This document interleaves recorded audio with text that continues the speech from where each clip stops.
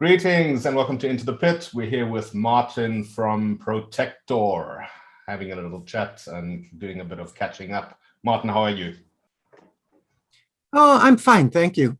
Everything's, has started well in this year. Okay. Which leads me to the next question. How has it been 2 years? Crazy for everybody. How has it been for you?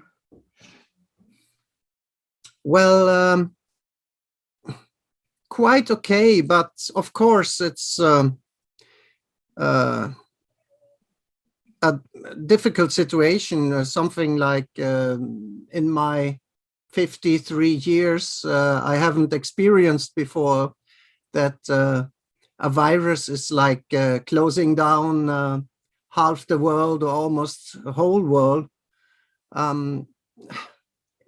But now after 2 years, it's hard to say, but it has almost become a normality now with all this stuff.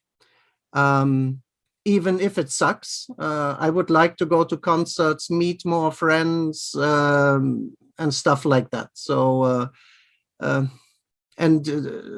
not living with all these restrictions and stuff. Yeah.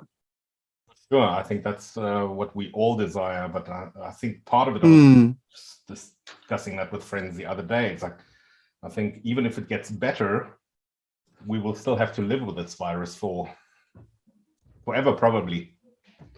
Yes, but I have heard that it probably will become, it will take some time, but it will probably become like a normal influenza virus in the end. It will not have this effect with all the people lying in the intensive care stations and stuff like that. Maybe some of the oldest and weakest, but not like people, even younger people and stuff like that.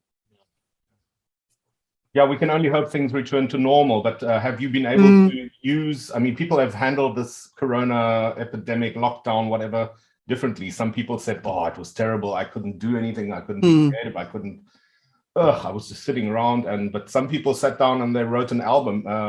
Some bands have reunited.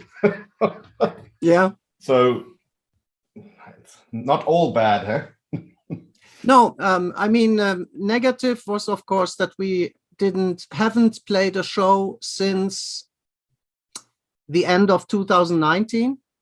All the shows, we had shows like 7 or 8 shows planned for 2020. Yes. All those shows were transported to 2021. Yes. And all those shows are now transported to 2022. So we haven't played live for 2 years now. And that is also more, we have played live every year. So it's also a thing that feels strange, and we want to get out again, but we have to accept the situation. And as you said, we have had time to write songs for a new album, which is recorded and mixed and mastered and everything. So now we are just waiting that the vinyl factory will press the whole thing. And there are, from what I have heard from our record company, is that there aren't as many vinyl factories left. So everybody comes to these few that are still left, and that makes long queues for all the bands. And especially if big bands wants to repress old records again, it's like big amounts of records. Yeah. So we will see. Nuclear blast, or Yeah. So hopefully we will be able, or the record company will be able to release it somewhere in this year. I haven't heard anything yet from the record company, but I would say autumn, maybe, hopefully. Wow. Yeah, so it is, we will see. He said it will take some time, and we will see. but everything is finished. 11 songs, in the same vein as the other 3 records we have put out since the resurrection of the band. So yeah, if you like them, then you probably will like this album as well. Oh, I'm looking forward to, definitely. And it's good to hear that you guys actually managed to, you know, I was expecting that you would have been creative and you would have written material and that kind of stuff. I think just for our viewers, let's take a little bit of a look at history. I think my first encounter with Protector was, I'm actually from Southern Africa. So when I visited a friend of mine here in the Schwarzwald, the one aim was obviously to visit him, obviously, but the other aim was to take all my well-saved money and buy as many vinyl LPs as I can, because we down there, we were pretty much like East Germany, you know, you couldn't get the albums that you wanted. And I didn't know that it was like that in South Africa as well. Yes. Okay. We were back then still under apartheid. Yeah. And we were sort of boycotted from the rest of the world, but even apartheid regime itself was very based on censorship, and you know, so a lot of the stuff didn't materialize. I mean, bands like Def Leppard and stuff you could buy in the shop, obviously. All the major label bands, you know, Poison and you know, and stuff like that, yeah.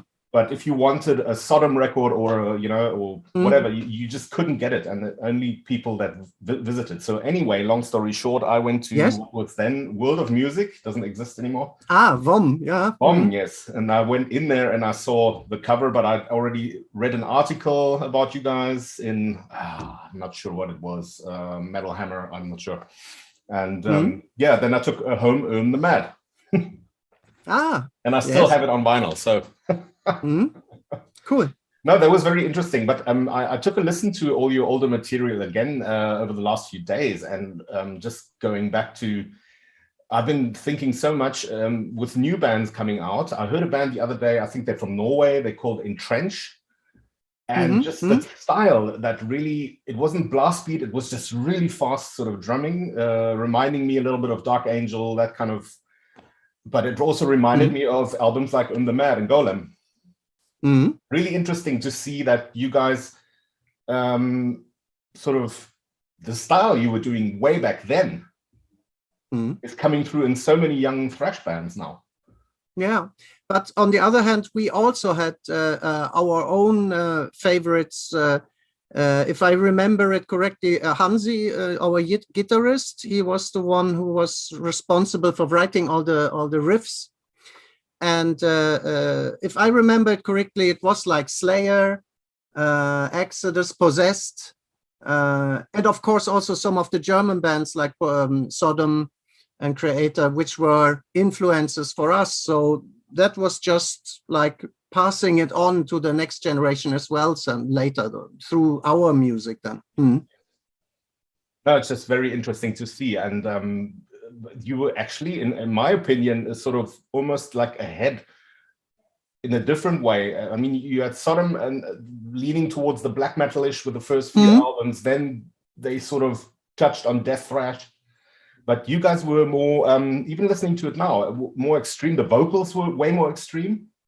It almost touching on death metal, you know, kind of really harsh vocals, and obviously just the sheer speed of it. Yeah.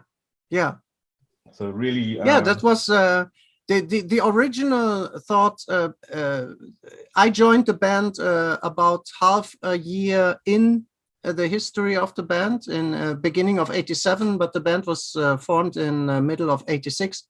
And I remember that the original goal was to be like the fastest, most evil band in the world. But and maybe on the first demo that was, which was quite extreme for 1986, that also was the case. But around that time, 86, especially 87, there were so many bands coming that were even more extreme and faster and stuff like that. Morbid Angel, Death, and stuff like that, and even in the other direction, Napalm Death and stuff like that. So I think we gave that up quite quickly and just focused on being brutal and yeah, and hard, and as hard as possible for us. But often I was talking to John McEntee from Incantation 2 days ago, and we were discussing what makes stuff actually brutal and heavy. And it's not always just how fast you play. Yes. Also just the sort of sound and the riffs and how you pace fast, slow, light, dark, you know, and create tension. A good example for that is, in my opinion, Celtic Frost, which for the most part didn't play that fast. They also had fast songs, but they were like this heaviness, the sound, everything around it, also the cover and how they dressed in the beginning and stuff like that. It made this ultra brutal stuff. So no, it's not just the speed. It's of course a good mixture, and as you said, the sound and stuff. All this together, yeah. Touching on Celtic Frost, I think their farewell album, unfortunately, the last album, Monotheist, is insanely heavy. It really correct. Is, yeah, and I think the right word for it, it's disturbing. It's really Tom's screams and the guitars so overdriven and just howling, and it's really an art form. And I will remember, I think I saw like a video on YouTube or something for this too. It was kind of black and white, I think, and it was scary. It was really brutal. Yeah. They were always masters. It's a pity about Eric Ain, and so that can't continue. But there was rumors that Tom wanted to do a sort of tribute show of some kind. Yeah, I've heard that as well. But on the other hand, he has now this Hellhammer tribute band, or which he's playing, and also that is cool. I never thought Tom would play Hellhammer ever again live or something like that. But because if I remember correctly, he was a little bit skeptical back, I don't know, 20 years ago or something like that. But I think he has changed his mind about how cool Hellhammer was. Yes, he was very dismissive of it, you know, saying like we weren't ready as a band and, you know, that kind of stuff. But it's so legendary, I think he can't ignore it, you know. No. But that's true. And one thing that also struck me about your albums in the past, obviously, and even now with your later albums, Kirsten Coronated and some of the Hordes and stuff, what I really appreciate is that, especially in the light of production these days, is that you guys still sound very organic. With a lot of albums sound so processed and so too perfect, and you know, there's no life, there's no warmth to it. Yeah, the original idea when we started with the new Protector, so to say, and wanted to record, was to find an analog studio, but that was difficult to find, and I think all the recordings did a very good result in the end. Thomas Skogsberg and did like a very good job. Also, if it wasn't recorded by analog, it was very good mixed and also mastered later on Harris Jones, and now the new album as well. The goal was always, and we said to them, make it sound a little bit, or try to make it sound as if it was recorded like 30 years ago or something like that. So and now we have found, we have played together more and more, and I've known the guys now for 15 years in the band. And as you said, organic, that comes with all this playing live together and stuff like that. So I think it's, you can hear that as well, more and more in our recordings, that this is coming. You're probably still a band that goes into the practice room and writes together, or yes, at least it out. not me so much. because I live 500 kilometers from the other guys. But they lived in the same town and can rehearse, and they put the songs together, send them to me so I can write the lyrics. And when I have the time, I go and visit them, and then we try together. So yeah, it's a lot of trial and error in the rehearsal room. Yes. And that's how the songs grow and expand and get ready for recording later. Definitely, and you can hear that. I think with many bands, you can hear whether it's been jammed out, practice, or whether it's just been sort of, okay, let's put a beat now and let's just send files back and forth and copy paste 4 times this, 4 times that. Yeah. And so that's sort of, I think the magic is sort of, and the friction, and a lot of music lives from this push and pull, not the perfect tight, but little human error. Yes. So that really, yes, absolutely. I think so too.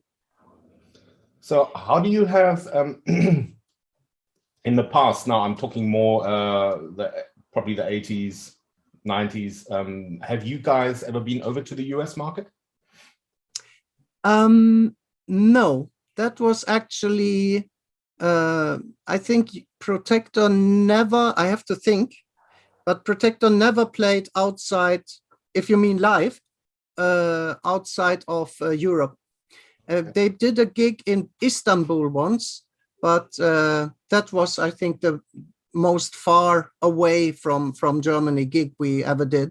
And now today it's a little bit difficult because I have problems with flying.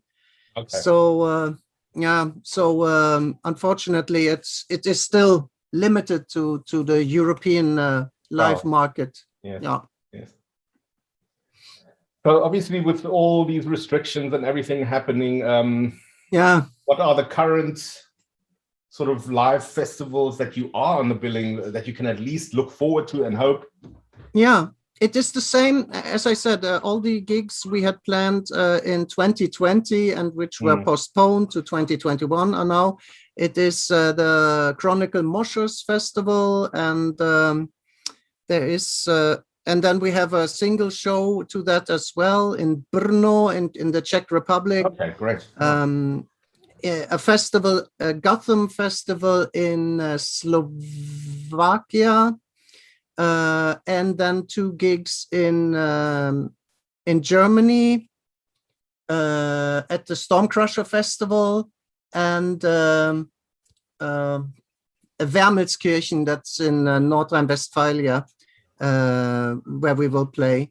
And then we are working on 2 gigs in Poland as well. So there are plans, but everything we have to see how everything works out in the, keeping the fingers crossed. It would be so great to come out and play live and meet the fans again. Oh, most definitely. What has for you, I asked this everybody, or almost everybody, what for you was the deciding pivotal moment when you, in your life, maybe you were listening to classical music or country, I don't know. At least everybody has that moment when they hear an album or see someone live and go, yes, that's it. I want to play, and this is my music.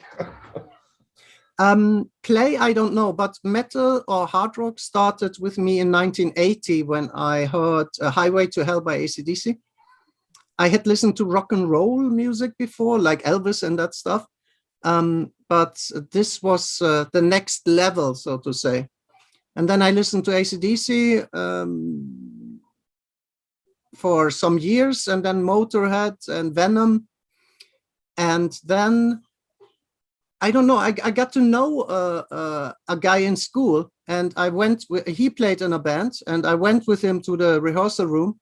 And I think it was there, and at the first show in Wolfsburg, where we lived then, we went to with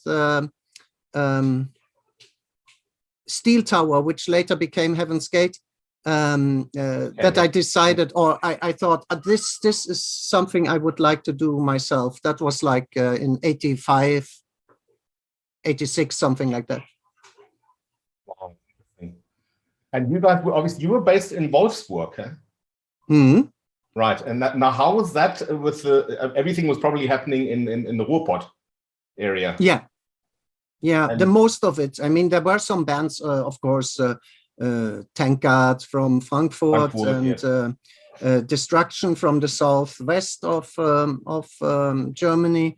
But a lot of things were going on, especially in the Ruhr area. So we were a little bit off there in Wolfsburg, yeah. And there were not so many gigs there and stuff like that. So yeah. My next question I was about to ask: did Creator and those bands come to you guys, or?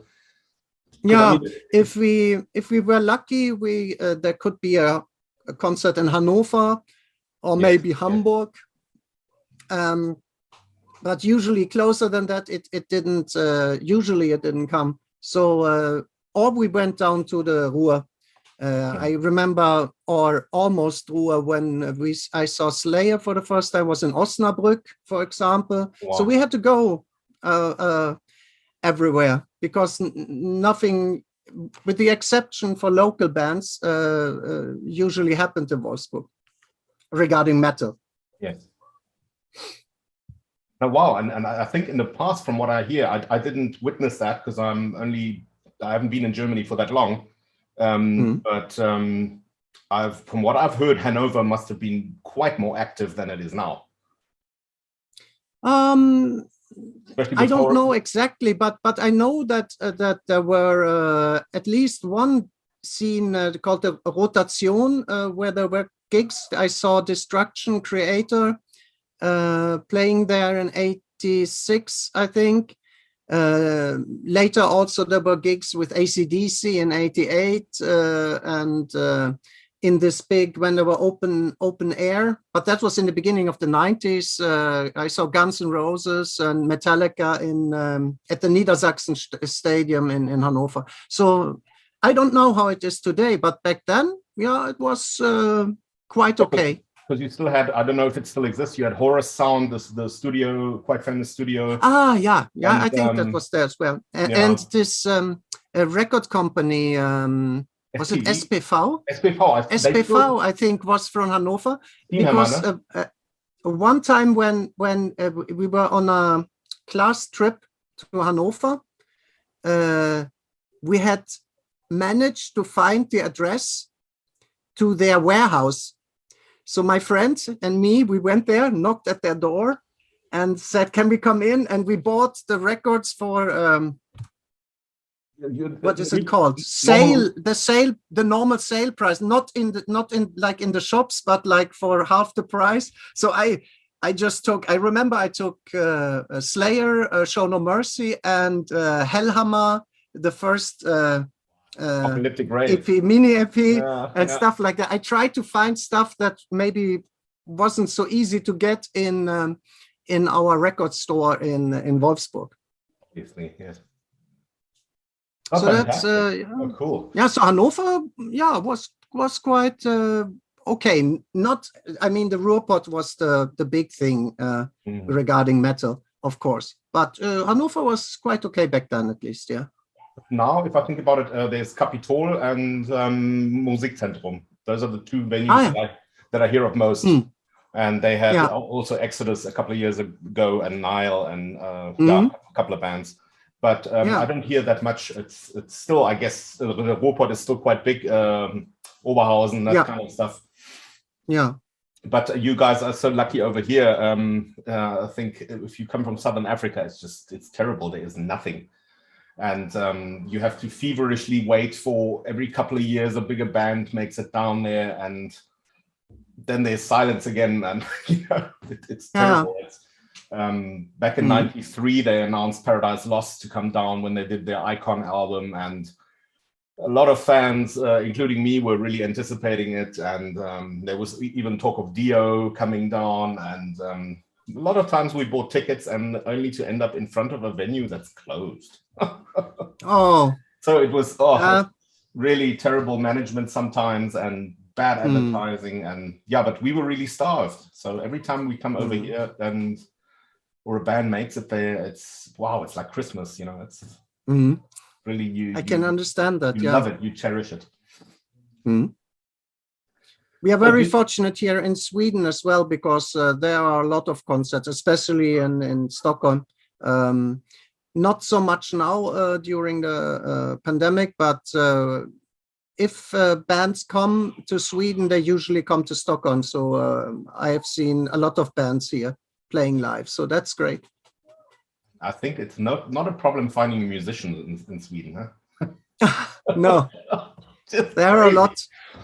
Every second crazy. person, it feels like every second person is playing in a band. Yeah.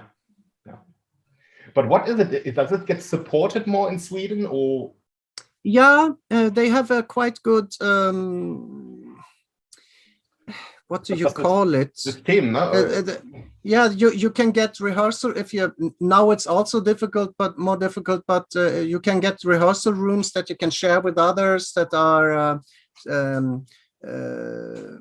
which the state has put there. Subsidy, so, yeah, or something, yeah. Yeah. So I don't know, and maybe because of the long dark winters, people sit at home and play guitar or stuff like that. I don't know. Yeah. We have that in Germany as well. So no, here it's a bit tougher. I think it's not so easy. But I'm also in a region here, almost closer to Minden, Porta Westfalica, around there, and it's not so easy. You don't find Yeah, in Wolfsburg, at least back in the 80s, it was also difficult to find a rehearsal room. I remember we and I think some bands did rehearse in what they call a Gartenlaube, which is kind of a weekend where you can grow. Schrebergarten. Yeah, Schrebergarten. Yeah.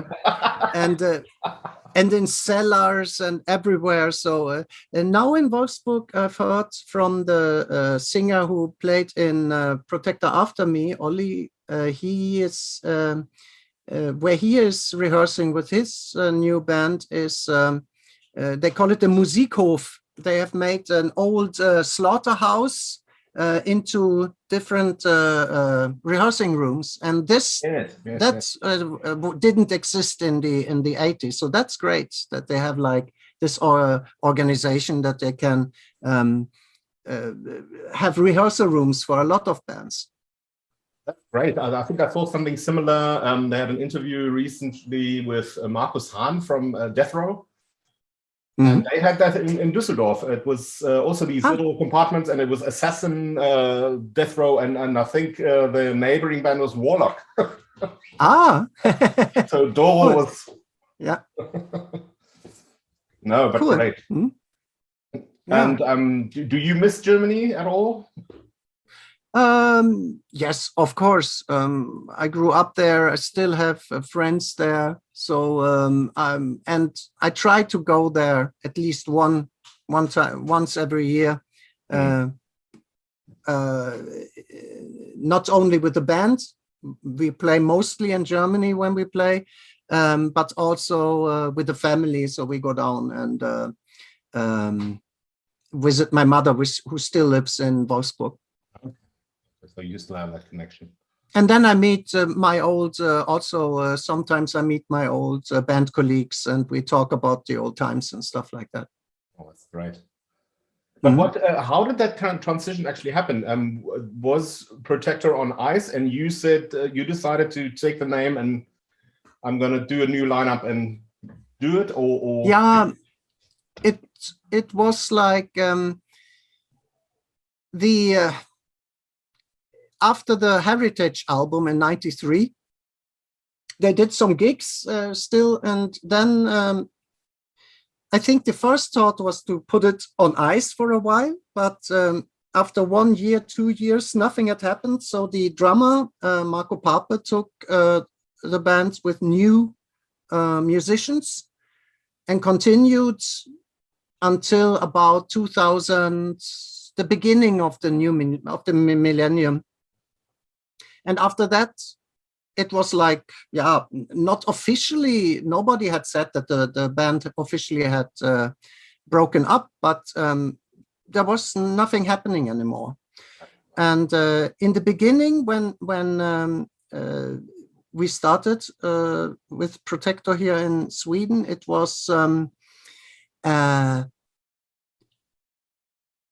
as a cover band. We didn't. I thought it didn't just feel right to just jump in and start the whole thing as Protector. So we did it as Martin Missy and the Protectors. Okay, I saw that. Yeah. And for about 5 years, and within the same lineup and everything. So after that, we asked Hansi if it would be okay for him, because he had formed the band together with Michael Hasse. If it was okay with him, if he would take the name and continue with recording and stuff. And he said he thought it was a great idea that the band can live on that way. And and since 2011, we are now playing officially as Protector then again. Yeah, that's great. And you don't often find that with musos, hey? That they're willing to say, listen, I'll let go and you carry on, you know. Some people are like, no. Yeah, you know? It's always sad when you read about bands that are like, so you don't know what has happened there, but they are so like zerstritten, you know, and zerstritten. And it's sad to hear that and they don't gönnen, they don't the others, the success and stuff like that. So it's sad. So I'm very happy that we have this good contact. Also with, as I said, Olli from the who sang in the band after me. He just lives like 1 kilometer from where my mother lives. So I usually go and hang out a little with him also when I'm in Wolfsburg. Yeah, just touching on that subject, it's you know, band members that hang onto it and won't let go, and just because there is infighting. What I always think is, don't you think of the fans out there? That's the bigger picture. You know, like they would like to see an active band, you know, under the name, performing, that kind of stuff. I think it's very, like you said, very short-sighted and very and that is also, I mean, if we would have seen that when we played live that there was no interest in Protector anymore, or that the fans would have said, no, this is not right, don't do it with just you as an original member, then we would have said, okay, let's stop it. It's we don't have to do this. But the interest is there, and we are very happy for it. And so we will continue. We will see how long. So we take it year for year, so to say. As long as it's fun, it's always worth pursuing. Yes. Are you allowed to reveal anything on the new album? Because it's so probably far until it will be out still. There's not so much, but I can tell that we recorded it here in Stockholm. This time we have tried to go with a little younger team. We have Robert Persson, who was in Death Breath, and he has also a band called Robert Persson's Humbucker. He in his studio we recorded the album. A very laid back, down to earth, great person where it was easy to record. And so we recorded it there, and then this time mixing and mastering was done by Patrick V. Engel, who has done the mastering so far, but this time he also did the mixing of the album. And the album cover is also by I think he's like 30 years old, Patrick Tegnander. He's a Swedish guy. He did a cool cover for us. It's also finished already. And I have also, everything is already sent to Germany, like the lyrics and the credits and photos for the obligatorische liner you know, the collage. the collage, yeah. So everything is sent down to Germany, so they can, when they have time and when it starts to get real, when it starts, it will happen soon. So they can just, it can go as fast as possible. So and just oh, sorry, yeah. And it's 11 songs for the first time. Usually we always had 10 songs, but this time we had one more. So we said, we don't make like a bonus track for the CD. We put all the songs on the album. And it's, as I said, it's, I would say it's like the first three or the first three after the resurrection. If you like them, I'm sure that you will like the new album as well. Yeah, but most definitely. I enjoy those albums, so that's good news for me. But you saying 11 songs, that's thank goodness. All the bands nowadays are bringing out albums with 15, 16 songs, and you know, playing duration of 1.5 hours, and it's terrible. You know, Iron Maiden was 2 minutes short, and it would not have been a double album. Yeah, it's crazy. But yeah, but 10 songs and 11. That's good. And I mean, we are still mainly a thrash metal band, and thrash is known for usually not to be too long albums.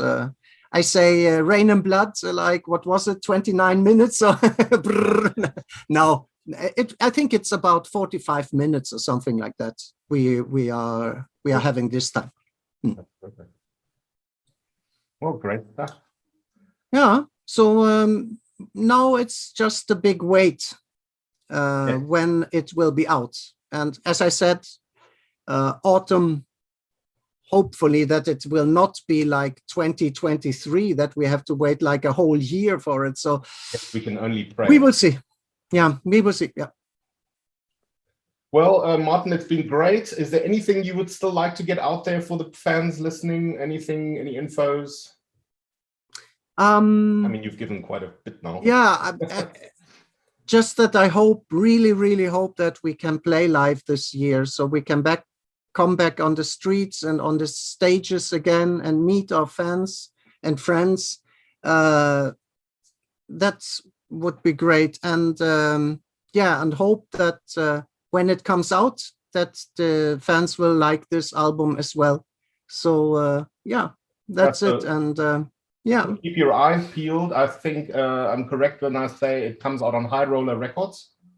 Yes, absolutely. I forgot to say, of course, High Roller Records. Mm-hmm. And I will also paste all the what I think are vital links underneath the video once it goes live. And yes, I'm looking forward to seeing you guys play. Yeah, hopefully sooner than later. Yeah, it will be great. One of my sons is coming in and saying that they don't have any internet for their iPad, so I will have to fix that. Yeah. You're sucking it all. Du klaust die Bandbreite. Ja, wahrscheinlich. Okay, Martin, I'm going to chop it here and we can just say goodbye after that. Thanks for making the time. Thank you. Thank you for doing the interview.